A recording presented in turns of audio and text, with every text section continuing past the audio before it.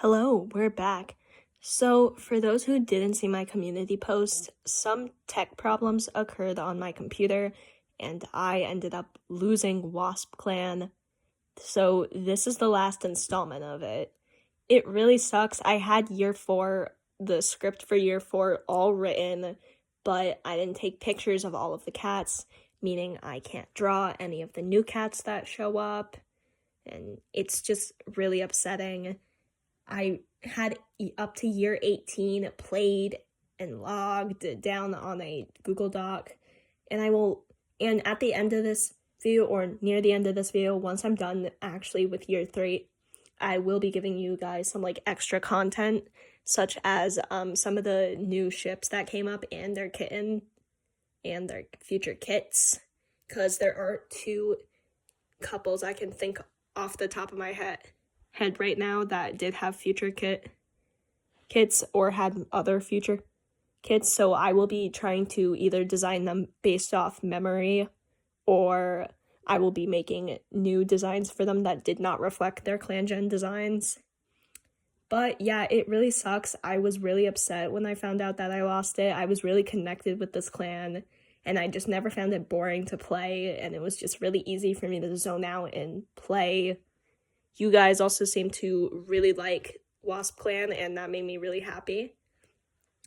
I have more videos planned, and I might start another clan if I can find one I actually like enough to log and put that much time into. It can really be hit or miss for me, not going to lie, because I have to like the clan enough to log everything down and make something out of it, and then I have to draw it, and I have to keep drawing them. But I have some video essay type videos planned, like one reviewing the Descendants movies, because we got the Descendants Rise of Red that just came out, and that creepy but amazing Cat in the Hat movie, the live action one.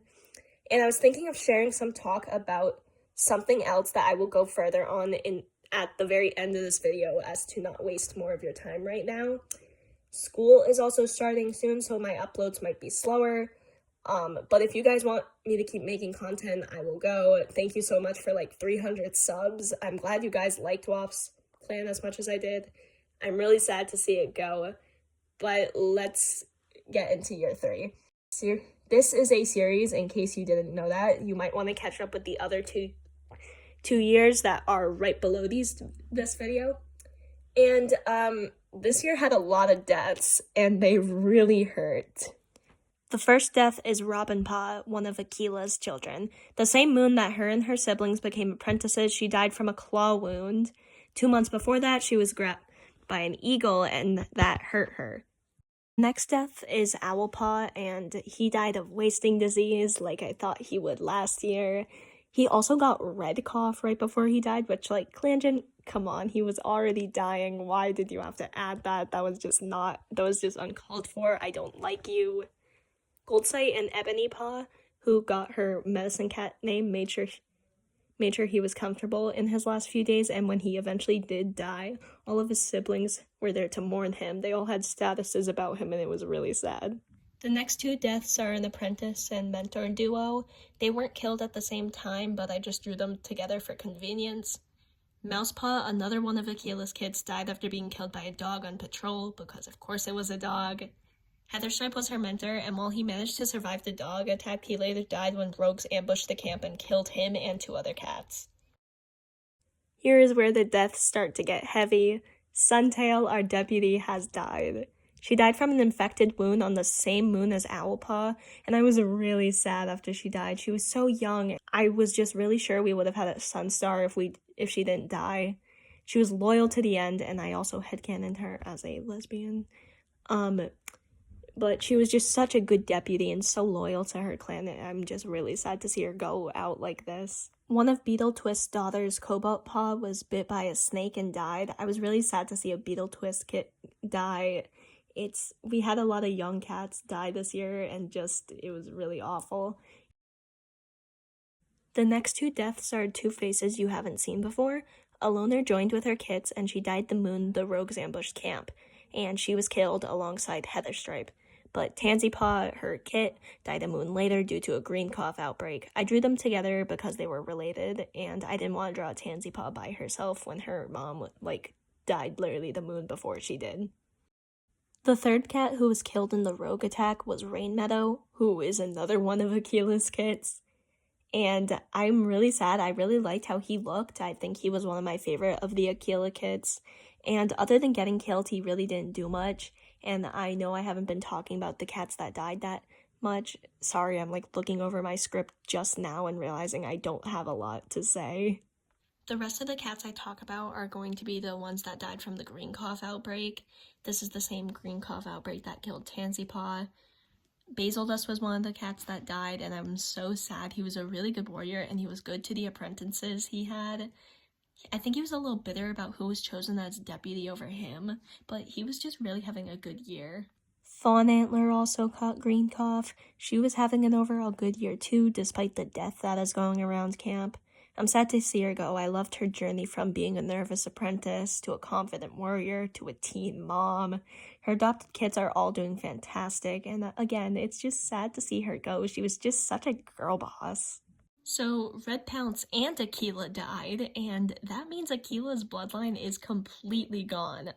Red Pounce was Akila's last living kid, and Akila died and she died. Clan Gen literally just wiped out hers entire bloodline. And I saved the worst death for last, at least in my opinion, because Beetle Twist also died from green cough. I cannot even explain how sad I was when I saw she died. I just stared at the screen when she died. I was like, oh my god, I was so upset. Her and Silvernose were finally mates, and I was looking forward to him and her having kids of their own, especially after her daughter Cobalt Paw died. Silvernose is currently taking her death the hardest and looking after her two remaining daughters. And with all the dead cats done, let's move on to the living cats. Dawnstar had a rough year. She lost a life due to rogues, putting her at 6 lives. She's now 128 moons old, so she's really getting up there with age. She's grieving the loss of Suntail the hardest of any cat. She was really close to Suntail, and she had constant nightmares for most of the year. I think she's feeling numb due to all the death her clan has gone through and wondering how to be a better leader. The new deputy of WaspClan is the 42-moon-old Cricket Claw. I was actually kind of surprised she was chosen as deputy. She is from Dash Clan originally, and she's quite young, but Suntail was young too. I'm happy for her either way. She kinda did something a little stupid though, because the moon after Beetle Twist died, she asked out Silvernose, who rejected her, obviously, but girl. Goldseye is now 142 moons old, and he is now a father again. Halepelt very early in the year announced she was expecting kits, and I was really surprised about that because she's really old. Goldseye continues to be an amazing medicine cat, but he's having doubts about his abilities considering all the dead. The 20-moon-old Ebony Streak is there to reassure him he's doing fine though. She's even been asking him if he would consider retirement considering he's getting old. She's been telling him that she can handle the medicine cat den and he can look forward to spending time with his mate. WaspClan has a new mediator, and it is Enchilada.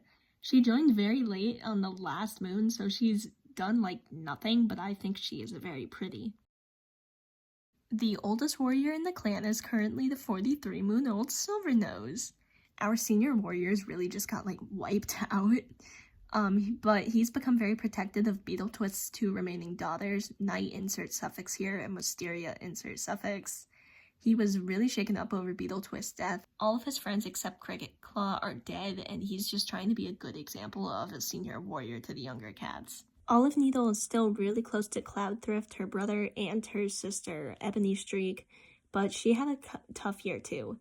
She got white cough, green cough, and the same moon that Cobalt Paw died, she thought she was going crazy. I think maybe she had a dream about the snake, but it was too late to save Cobalt Paw.